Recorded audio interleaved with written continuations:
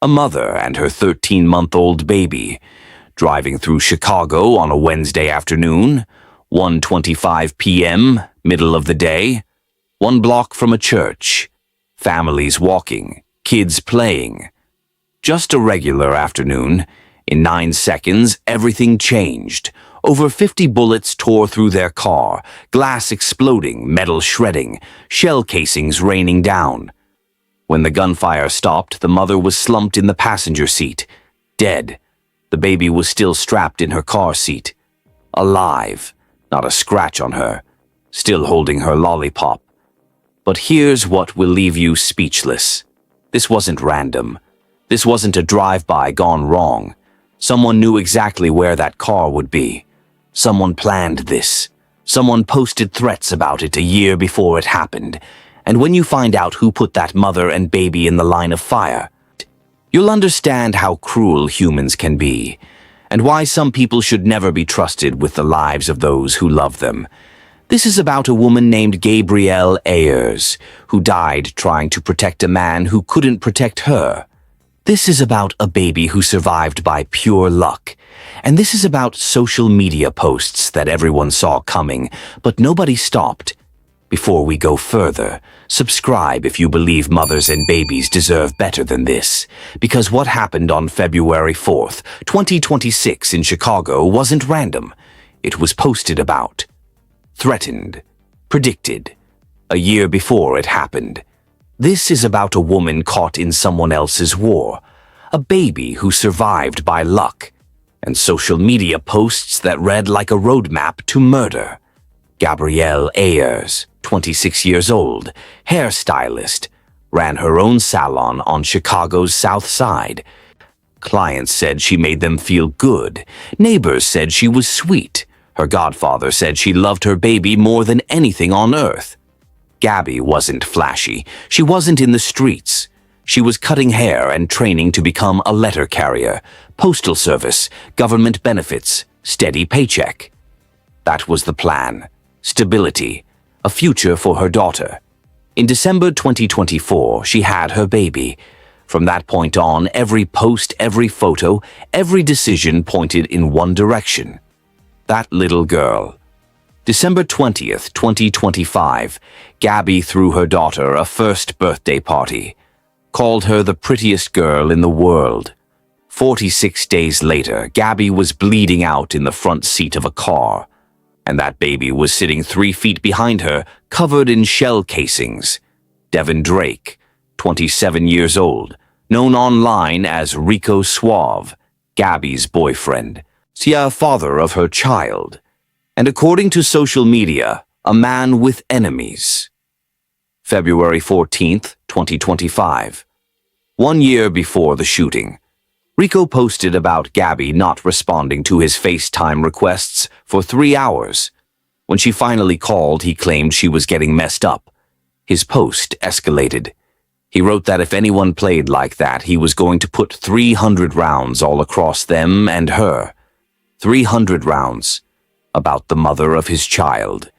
Gabby responded in the comments, "You take me down. You know I'm coming back." Someone tagged Rico. "We fine end her," Rico replied. "She thinks it's a game." Then she's counting her days. She will not get a second chance to do this. Read that again. She will not get a second chance. That was February 2025. November 21st, 2025. Gabby posted that she was going to share a photo of someone's deceased brother in a casket. The comments exploded. A woman warned that Rico and someone else were going to handle it. Gabby's response: "My brother got left on a hit." That same day, she posted she didn't care about people sharing her address because she was moving. She was trying to leave. December 27th, 2025. Rico posted, "Long live 3ski. Consequences happen every time your name is mentioned." February 3rd, 2026. 1 day before the shooting, Rico posted, "You cowards. Free Marley. Free Demon. Confrontational. Public." Pointed at specific people. February 3rd, 2026. Same day, Gabby made her last post, a repost. It read, "I stay humble because I've seen people laugh at somebody, then turn around and become the same thing they joked about." That was the last thing Gabrielle Ayers ever shared with the world. If you've watched this far, comment "I'm still here." February 4th, 2026. 1:24 p.m. Gabby is sitting in the passenger seat of a white Chevy sedan. Rico is driving. Their 13-month-old daughter is buckled into a rear-facing car seat behind them. They're on South May Street, Auburn Gresham neighborhood, Chicago, 1 block from St. Sabina Church. Middle of the day. Food pantry volunteers are on the corner. Families are home. Kids are around. According to reports, Rico may have posted his location on social media shortly before the shooting. Think about that. If true, the killers didn't search. They scrolled. A tagged location, a pinned post, a digital breadcrumb that turned a Wednesday afternoon into an ambush. 1:25 p.m. A witness starts recording. 3 men in dark clothes and masks exit a red Alfa Romeo. Not a Honda, not a rental. An Alfa Romeo. Specific, identifiable. They walk to the white sedan. They don't rush. They take positions around it. Multiple angles. This is geometry, not chaos. They knew what they were doing. Long guns, not handguns. Witnesses blocks away described it as continuous. Like firecrackers that wouldn't stop. Over 50 rounds based on shell casings. The sedan lurched forward from impact and crashed into a parked van. The van driver climbed out, unhurt. Wrong place.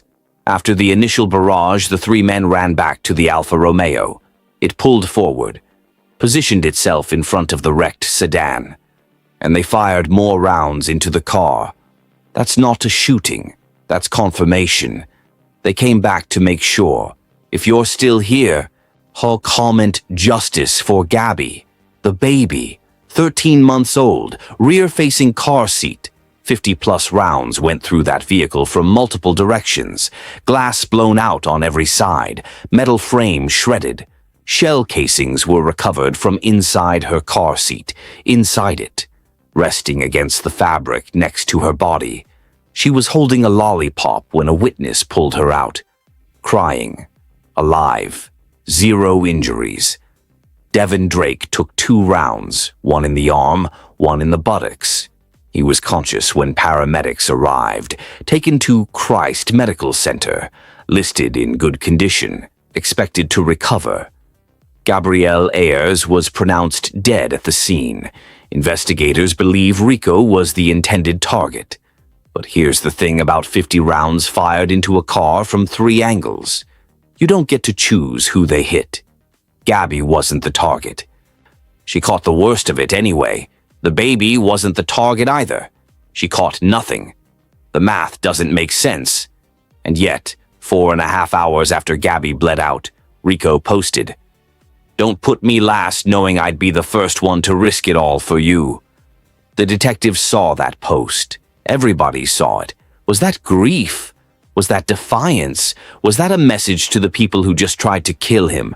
"I'm still here." Or was it something else? People are furious, not just about the shooters, about the recklessness, about a man who allegedly knew he was a target and still had his girlfriend and their baby in the car at 1:25 in the afternoon. One commenter put it plain. Why are you allowing your girl and her baby to get in your car when you know people are looking for you? The detectives haven't said whether Rico is cooperating. They haven't said what he knows. As of now, no arrests. 3 suspects in dark clothing with masks and long guns. Red Alfa Romeo on camera. Cook County Crime Stoppers put up $10,000. St. Sabina Parish matched it. $20,000 total. But this is Auburn Gresham, a neighborhood where talking can make you the next vigil. Here's what sits with me. It's not the 50 rounds. It's not the masks. It's the lollipop. A 13-month-old baby holding a lollipop while her mother bleeds out 3 feet in front of her. She can't process what happened. She doesn't know what death is. She just knows the world got loud and scary, and the person who always picks her up isn't moving. That baby is going to grow up with viral video of the worst moment of her life circulating on every platform. She'll have photos instead of memories, stories instead of arms around her, a permanent silence where her mother's voice should be. Gabby was 26. She was cutting hair. She was training for the postal service. She was trying to build something steady for that little girl. And on a Wednesday afternoon, while sitting in a car near a church, all of it ended. If you believe mothers deserve to live without being caught in someone else's war, share this. If you think babies deserve to grow up with their mothers, comment "Everyone deserves peace." Subscribe for updates as this case develops. 3 shooters are still out there, and a baby girl is learning to live without the one person who loved her most.